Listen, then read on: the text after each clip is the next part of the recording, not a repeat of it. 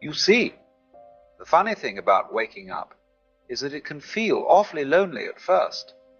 You suddenly notice that most people are still fast asleep, and when you try to shake them, they call you the crazy one. Maybe they're right, because it is a little mad to hope that someone will understand what you're saying without seeing what you see.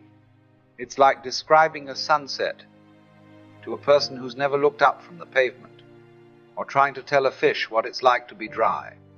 That's the first thing you discover when you begin to wake up. You can't pass it on like a souvenir. It's not a book, not a theory, not even a philosophy. It's a change in seeing. And seeing happens only when one is ready to look. You can talk all you like, but you'll find that nothing truly lands.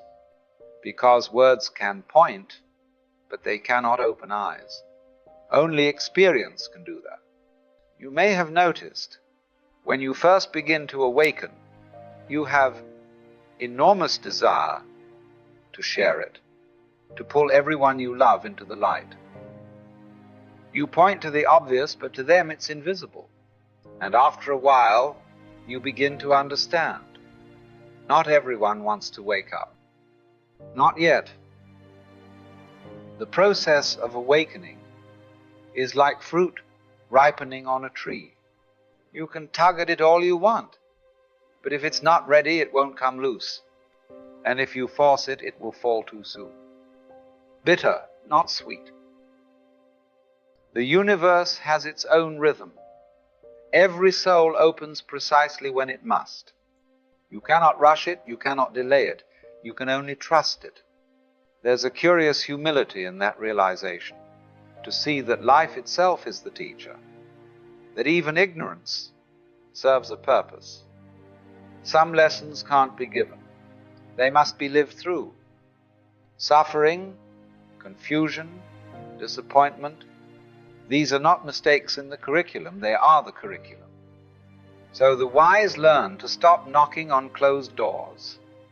They plant their words like seeds, and then they walk on, quietly, without worry. Because if the soil is ready, the seed will know what to do. And if it isn't, time will take care of it. And if you think deeper, you will see. This is not your business to awaken people. Because there is already something far wiser, far more precise, doing that work perfectly, without your interference. Call it God, the Lord, the Tao, the great rhythm of life. It makes no difference. It is the same intelligence that turns night into morning, that ripens fruit, that opens a flower without your instruction. And just as you do not shout at the sun to rise, you need not push another soul to awaken. When you try to, you are taking upon yourself a job that was never yours. You start to imagine you are the teacher, the savior, the one who must lead the blind out of darkness.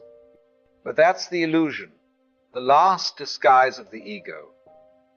Because the Lord already knows the way each soul must travel. He knows exactly what dream must play, what heartbreak must crack the shell, what moment will call them home. Your work, then, is simple and sacred in its simplicity. Stay awake yourself. Speak truth when you are moved to speak, but release it as soon as it leaves your mouth. For the words are not yours anymore. They belong to His timing. You see, faith isn't proven by how many people agree with you. It's proven by your peace, by your willingness to trust that even those who resist you are still being carried by the same divine hand. So let the river flow as it must. Let the Lord do His work. And rest in the quiet knowing that nothing in His creation is ever truly asleep. And when you finally stop trying to wake anyone, something curious happens. It's as though the curtain you were tugging at falls away, and you see the stage for what it is. Not a battlefield of separate minds, but a single play in which every character is perfectly cast. You notice that the people you once called asleep are not obstacles in your path. They are your path. Their blindness was showing you your own impatience. Their resistance revealed where you were still forcing life to bend your way. And the moment you see this, a strange gentleness enters your heart, because you realize the world was never against you. It was reflecting you faithfully all the time. And as this perspective settles in, something even more astonishing begins to dawn. The world you were so eager to awaken was never outside of you at all. Every person you meet, every reaction you have, every argument, every disappointment, is life holding up a mirror, showing you where you still believe in separation. When you meet someone stubborn, perhaps it's showing the stubbornness in yourself. When you meet someone asleep, perhaps it's life whispering, "See, you were once like this too." The same blindness that frustrates you in them is often the shadow of your own forgetting. And then you realize you were never trying to awaken others.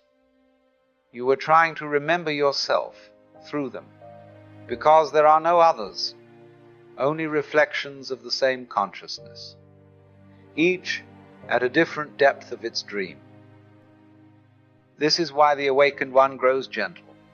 They stop judging the sleepers, because they see that the same light shines behind every mask.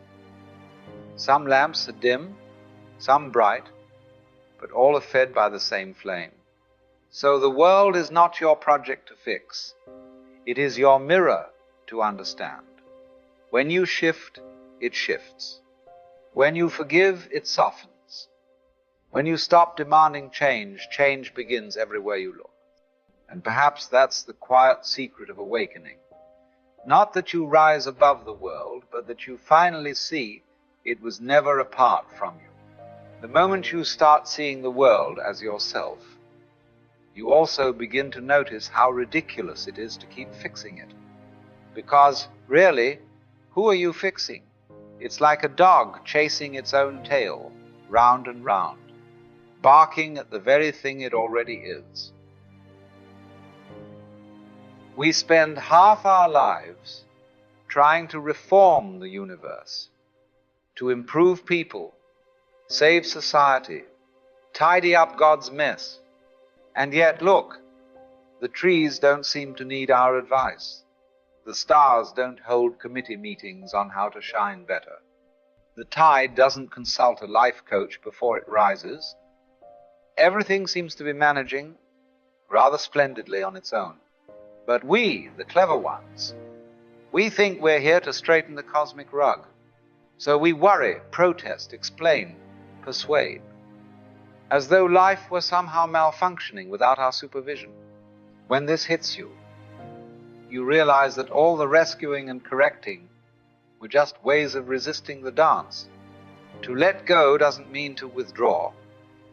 It means to join in freely without the weight of control. You act, yes, but you no longer strain. You speak, but you don't demand to be heard. You love, but you stop trying to reform the beloved. And suddenly, life becomes light again. You find yourself moving with it instead of against it, like water, finding its own level, without pushing, without forcing. You realize the world isn't something to fix, it's something to watch unfold. And the watching itself is part of the unfolding. Once you stop trying to fix the world, the next temptation is to preach about it. Oh, I've found it now. I'll tell everyone how not to try. Which, of course, is the very same game. Ego loves a good spiritual disguise. You see, truth doesn't need a salesman. It speaks quite fluently on its own, through the way you move, the sound of your laughter, the calm in your eyes when everything falls apart. People rarely awaken because of words. They awaken because they feel something in you that words can't explain. A kind of stillness, That's the only real teaching there is. Not what you say, but what you are. When you live what you've seen, it radiates through you effortlessly, like the fragrance from a flower that never tries to be fragrant. And that's when others start asking, "What happened to you? You seem different." And you smile because you realize you haven't gained anything new. You've simply stopped pretending. To embody the message means to vanish into it, to become so ordinary that the extraordinary leaks through the cracks. No preaching, no persuading, just living.